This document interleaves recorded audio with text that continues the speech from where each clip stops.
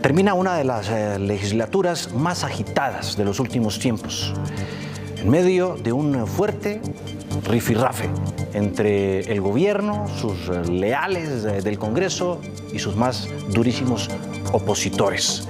Nos dimos a la tarea de tener justamente dos visiones en este país que está más polarizado que nunca. Es difícil encontrar el punto medio y la sensatez, pero les juro que hicimos nuestro mejor esfuerzo por intentarlo en medio de estas dos miradas y visiones extremas. Pues tengo aquí a dos super invitados. Diría yo que al delantero derecho, en la Cámara de Representantes del Centro Democrático, Andrés Forero, y Alfredo Mondragón, el delantero izquierdo del Pacto Histórico, quien también ha sido muy aguerrido. Para usted, bueno, malo, regular, ¿qué dice frente a toda esta legislatura que acaba de terminar? Pues Juan Diego, tú lo decías, ha sido una legislatura bastante turbulenta. Vimos cómo el gobierno estuvo salpicado por varios escándalos de corrupción, que incluso aparentemente involucra a algunos congresistas.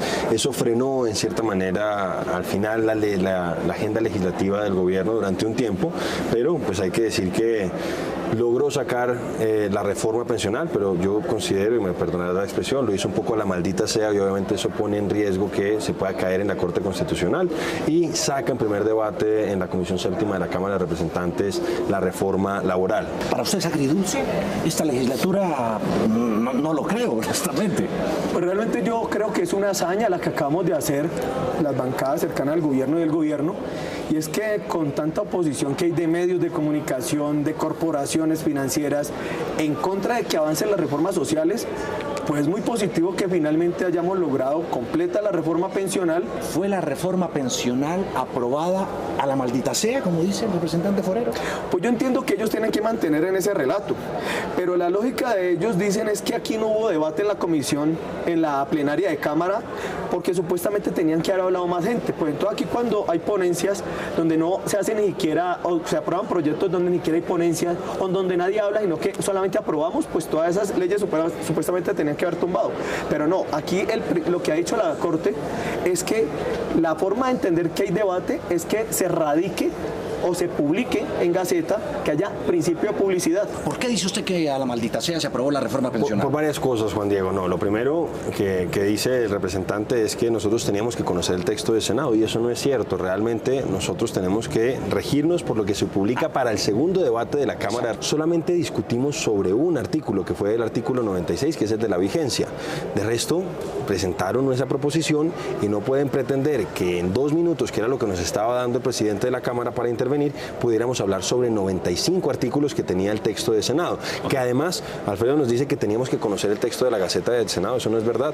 Nosotros tenemos que conocer el texto que presentan para el cuarto debate, en este caso, de la Cámara de Representantes. Y entonces, en este caso, ni siquiera adjuntaron, ni siquiera tuvieron la precaución de adjuntar el texto, algo que en lo que mintió el ministro del Interior. Mira, a nosotros nos pagan 48 millones de pesos mensuales y nos pagan una UTL más o menos de eso. 48 millones. Imagínense, casi lo de un periodista, yo creo. No, y entonces, ni cerquita. No, entonces, ni cerquita. En la reforma laboral le estamos metiendo elementos para favorecer a los periodistas. Dios lo oiga. Dios lo oiga. Dios lo oiga. La verdad es que yo no confío mucho en lo que suele salir del Congreso, ni siendo de izquierda ni de derecha. Bueno, pero eso le va a beneficiar tal vez no a los directores, pero le va a servir mucho al personal operativo. A quien quiera que le sirva, a quien quiera yo lo celebro. Pero le voy a decir, yo no puedo creer que nosotros estamos esperando que nos la tienen que traer al escritorio. Pero hay un alimento, pero ¿por qué lo digo?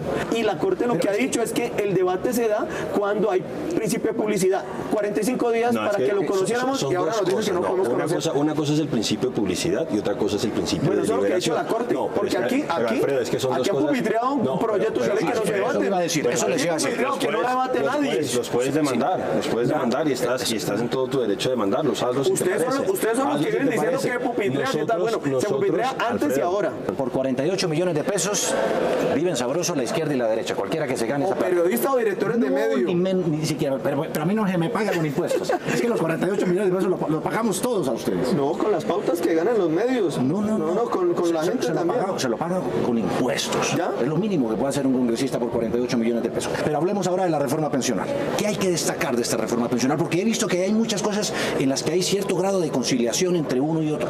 Lo que pasa es que nosotros planteamos que con el 2.3 que definió el gobierno nacional, las finanzas no van a dar para el sistema y se van a poner en riesgo las pensiones futuras de los jóvenes de hoy. Pero los fondos privados han sido crueles, han sido realmente no los más angelitos con los ahorros de los trabajadores. En eso estoy de acuerdo. Sí, estamos demasiado de acuerdo. Muy raro. Tenemos ciertas diferencias. Lo que pasa es que yo soy de centro. Se elimina la posibilidad de que el ciudadano al final también decida qué es lo que quiere. Claro, pero es que el ciudadano aquí lo que quiere es pensionarse. No volverse empresario con 30 millones de pesos o 20 millones de pesos a los 65 años. El sindicato de Colpensiones claritico lo dijo. Sí, lo que está diciendo. No está pero Alfredo, yo no he dicho que tiene que acabar el sindicato de lo que pasa es que de todas maneras compañeros tuyos de Centro Democrático se han sido realmente antisindicalistas. Pero yo te digo una cosa. Las instituciones hay que fortalecerlas. Hablemos ahora de la reforma laboral. Recuperar las horas nocturnas, recargos dominicales, que se paguen al 100%, se venían pagando al 75%. ¿Bueno o malo? Eso es un tema complicado. Yo creo que uno tiene que explicarle a la gente que a veces ciertas propuestas que suenan muy bien pueden tener efectos no buscados. Pero las pequeñas y medianas empresas, ese incremento en el recargo nocturno, por ejemplo un restaurante, un bar, etcétera, etcétera, puede significar que el empleador tenga que decir, oiga, no puedo seguir pagándole a los dos trabajadores con estos recargos y voy a tener que salir de uno. El Banco de la República ha dicho, con el texto original que se había presentado en la Cámara de Representantes, que se podrían perder hasta 450.000 empleos formales. Bueno, ¿usted qué responde a eso?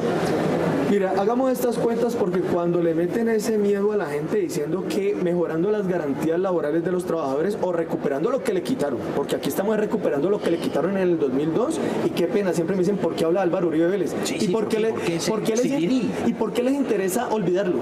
Porque la gente tiene que saber hoy... Bueno, pues porque ya estamos 30 años después, 20 años después. Entonces lo que hay que decirle a la gente es que 30 años después no tienen derechos es porque alguien se los quitó, ¿ya? Y entonces estamos tratando de reparar eso. Si le pagan a un trabajador en un bar o en un restaurante, digamos el salario mínimo, que puede estar alrededor de ese salario, ¿cuánto cuesta una hora de salario mínimo para un trabajador? 4.500 pesos más o menos al salario mínimo actual.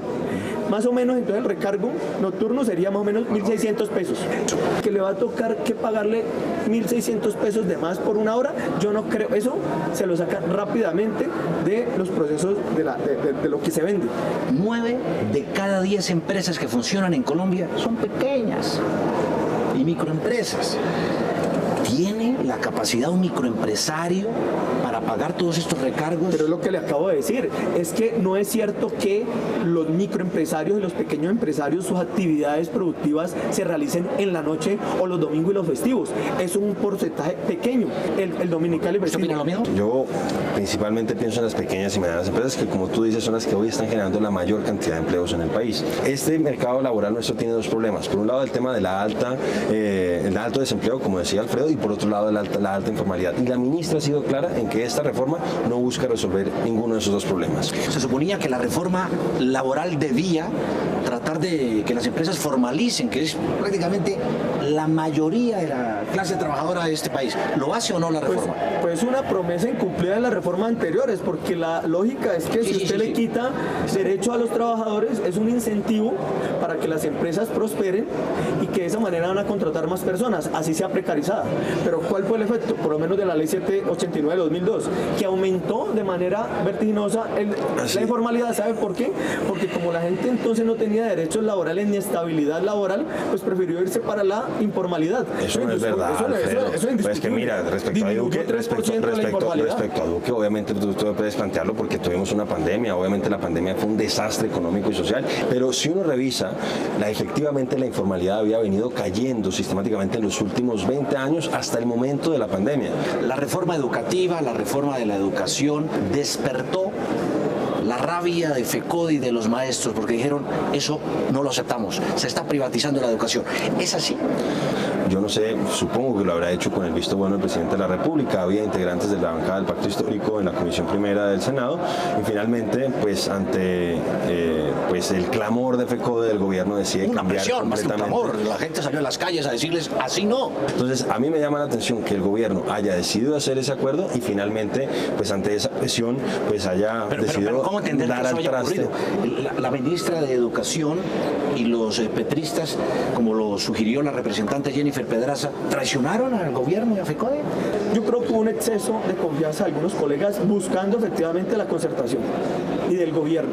Pero resulta que en plenaria lo que pretendieron es que se siguiera lo mismo de la enmienda, de tal manera que lo que estaban buscando era una especie de populismo punitivo contra los maestros para decir que dependiendo de los resultados de los estudiantes, entonces evaluaran a los maestros. Pero ¿y de eso no se dio cuenta la ministra de Educación que estaba ahí? Bueno, no se dieron cuenta los petristas que estaban ahí. Es que llegaron a ese por acuerdo eso con yo te digo ellos. que creo que un exceso de confianza y que se tenía que resolver en la ponencia para discutir en el cuarto debate. La intención era sabotearla, terminar aprobando algo pero la ministra habló de un acuerdo nacional. Exactamente. Sí. Entonces, por eso yo lo que digo, pues algunos no estamos de acuerdo en que el acuerdo nacional termine siendo ser regresivo, y ella tenía que dar cuenta y se dieron cuenta. Yo creo que a la gente le importa es qué clase de educación recibe su hijo, más allá de si es o no completamente estatal o no. No, yo lo que creo es que a la gente lo que le interesa es que tenga derecho. Y cada vez que venga una denuncia de la derecha, de la oposición o incluso de nosotros, el gobierno tiene que estar atento. Muchas gracias.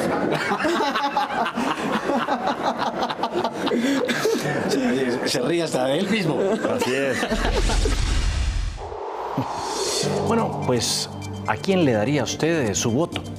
En nuestra votación virtual en la página www.canal1.com.co. Vean, pueden hacerlo. O por Alfredo Mondragón del Pacto Histórico, quien dijo que esta legislatura fue una hazaña, o por Andrés Forero del Centro Democrático, quien dijo todo lo contrario, que fue hecha, en el caso de la reforma pensional, prácticamente a la maldita sed.